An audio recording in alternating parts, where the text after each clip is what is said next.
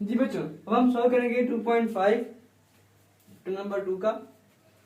हम पहले समझते हैं स्टेटमेंट को। एक कार 5 सेकंड तक 40 मीटर पर सेकंड की यूनिफॉर्म वेलोसिटी से चलती रहती है।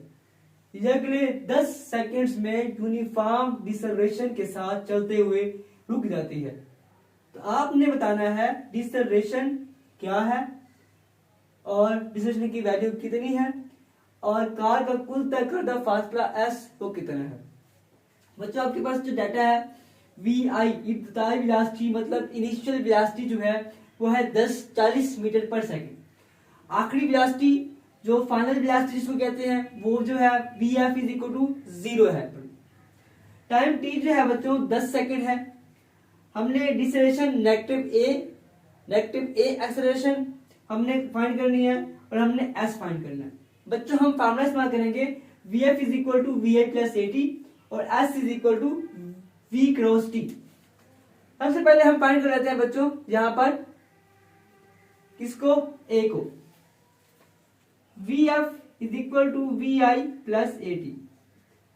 जी बच्चों अगर हम क्या करें, अगर हम इस वी आई को इस तरह लेके जाएं तो v f minus v i is equal to a T और v f minus v I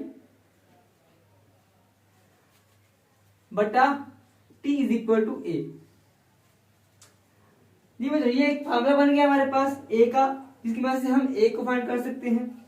simple इसमें हमने वैल्यू पुट करनी है। वी आई कितना है बच्चों, 0 है। जो वी आई बच्चों है वो है -40 मीटर पर सेकंड। टाइम कितना है बच्चों, टाइम है 10 सेकंड। जी बच्चों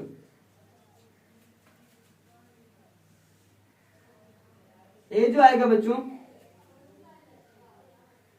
ये नेगेटिव का 40 मीटर पर सेकंड 10 मीटर पर सेकंड 10 सेकंड आएगा बच्चों। यहाँ पे टाइम सेकंड में होता है। ये सेकंड खत्म हो जाएगा, मीटर बच जाए। उसके बाद ये क्या होगा बच्चों, यहां पर जो होगा पर सेकंड ये सेकंड आपस में कैंसिल नहीं होगी। यहां पर ये सेकंड ऊपर जाएगा